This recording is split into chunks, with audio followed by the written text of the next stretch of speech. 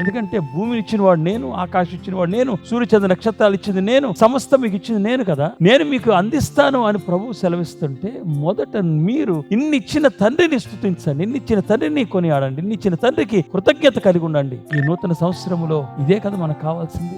దేవుడు ఈ 2020 సంవత్సరం మనకు ఆశీర్వాదకరంగా ఉండాలంటే తిరిగి మళ్ళా దేవుని సన్నిధికి మనం అందరూ రావాలని ప్రేమతో మనం చేస్తున్నాం. ఎందుకంటే పాత నిబంధనలో అనేక ప్రవక్తలు, అనేక గ్రంథాలు కూడా దేని మీద ఆధారపడి ఉన్నాయి తెలుసా? తిరిగి దేవుని యొద్దకు రండి.